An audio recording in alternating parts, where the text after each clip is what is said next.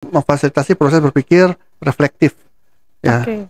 buat seseorang ya, dalam hal ini pada timnya ya, agar timnya dilatih untuk berpikir secara reflektif gitu ya, tidak hanya emosional aja Mm-mm. gitu ya, karena dengan berpikir reflektif ini tuh bisa.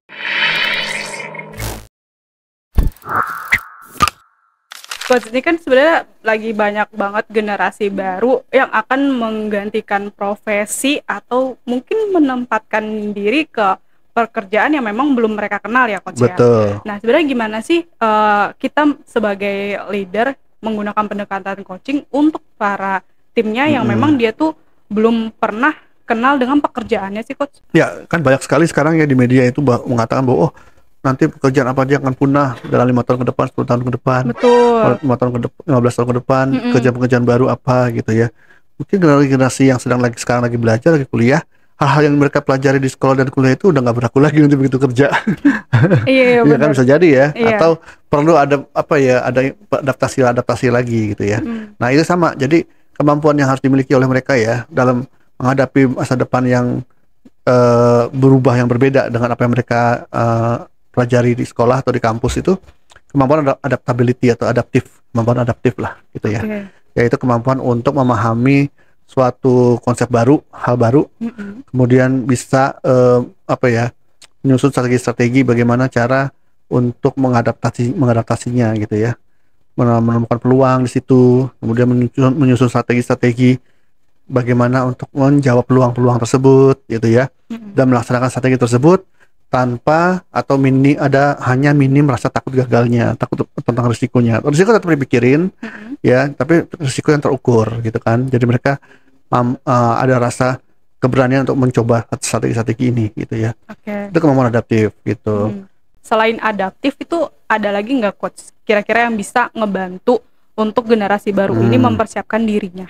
Selain adaptability di masa depan yang serba berubah cepat gitu ya, kemampuan lain yang perlu mereka miliki menurut saya adalah critical thinking. Oke. Critical thinking itu adalah kemampuan untuk bisa mengkritisi atau mengevaluasi informasi yang ada di tengah kebanjiran informasi yang ada sekarang ini gitu kan.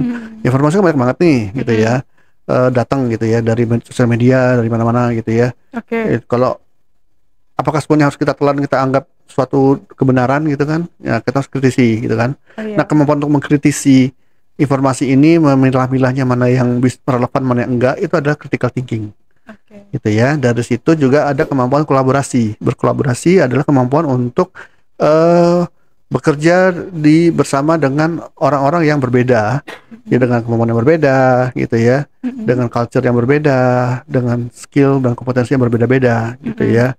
Jadi kita nggak bisa berharap semua orang punya kesamaan dengan kita gitu ya. Kita nggak bisa berharap hanya bisa untuk bekerja dengan orang yang persis sama dengan kita gitu ya.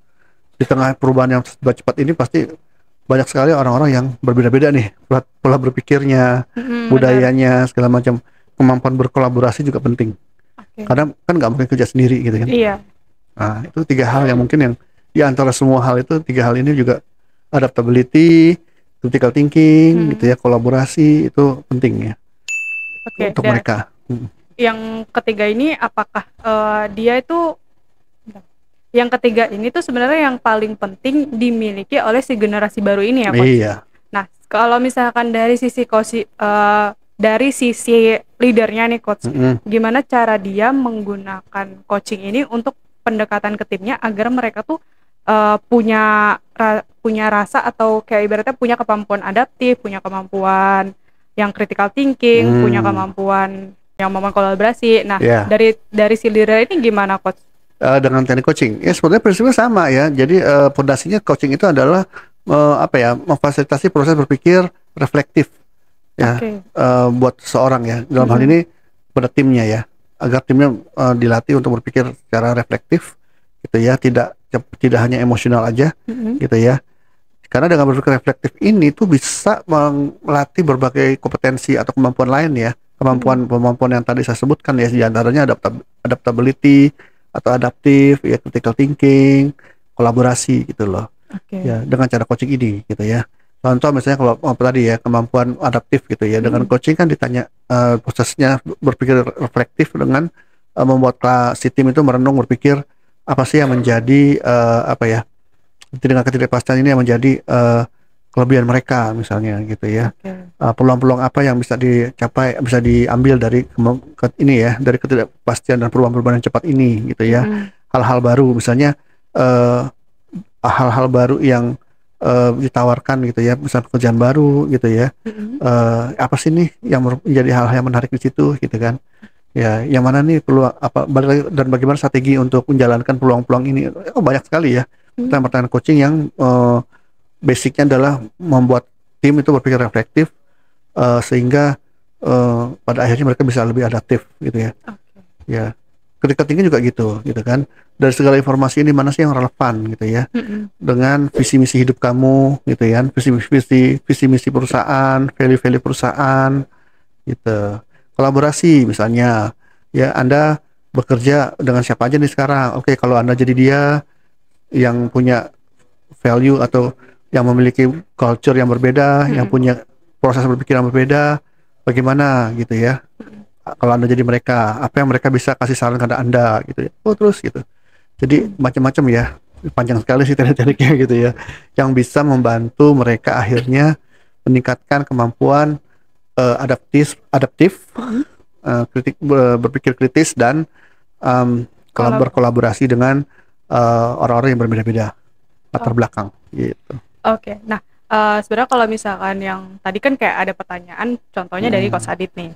Nah, itu apakah si leader ini melakukannya ketika si tim ini, salah satu tim itu keterima, terus kita langsung tanya agar kita tahu sebenarnya mereka adaptif nggak sih, sebenarnya mereka tuh kolaborasi nggak sih, apa mereka tuh punya critical thinking nggak sih? Ya, jadi pada saat mulai merekrut dan seleksinya juga memang perlu ada suatu apa ya, metode untuk menseleksinya juga ya.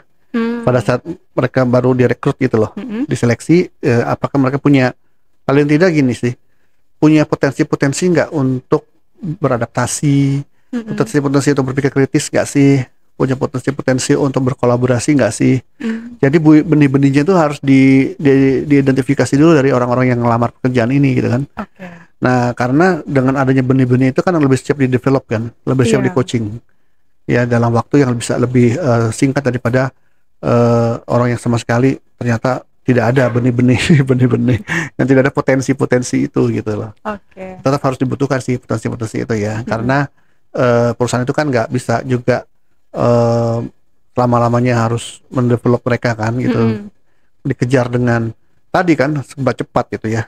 Dikejar dengan target, dikejar dengan tuntutan customer yang terus-menerus gitu ya.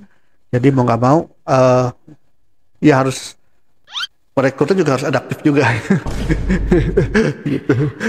Coach. Nah, kalau tadi kan kayak ibaratnya dari awal proses rekrutmen mungkin kita bisa mengidentifikasikan langsung ya Coach ya. Mungkin mulai dari pertanyaan terbuka dari penerapan coaching ini. Ya, macam-macam sih cara teknik seleksinya pada saat merekrut ya.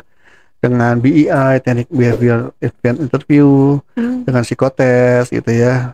Dengan teknik-teknik interview yang apa ya, yang akhirnya bisa menguak gitu ya, atau bisa mendapatkan potensi-potensi ini di kandidat-kandidat itu gitu. Nah, misalkan nih Coach, misalkan si A itu tuh ketika kita tes, lolos nih gitu kan, udah masuk nih ke tim, udah jalan berapa bulan, kemudian tapi kok ngelihatnya potensi dari adaptasinya kurang, misalkan kayak critical thinking-nya kurang. Nah, itu berarti sebenarnya proses coaching pun bisa aja kita kayak berkala ya Coach ya, agar tetap kita melihat potensi ini tuh ada di dia gitu. Karena kan di bangku kuliah pasti kayak beda tekanannya sama ketika dia juga di bangku kerjaan ya Coach ya. Betul gitu ya.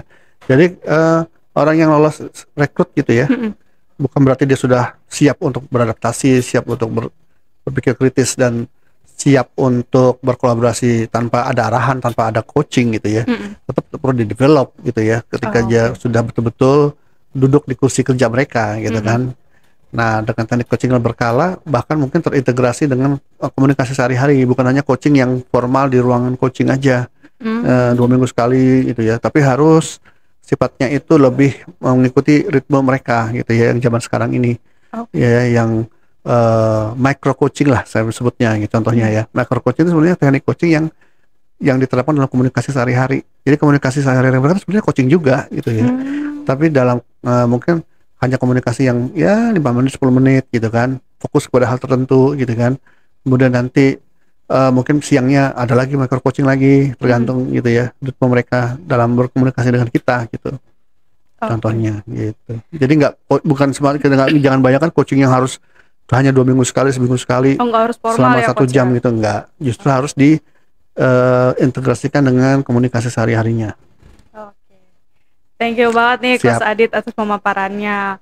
Mungkin buat teman-teman kalau misalkan tertarik kalau kita bahas micro coaching yang bisa kita gunakan dalam sehari-hari tanpa harus formal seperti yang sudah dikatakan Coach Adit, langsung aja tulis di kolom komentar ya. Cukup sekian dari aku, Aulia. Saya Aditya Mijaya. Sampai jumpa.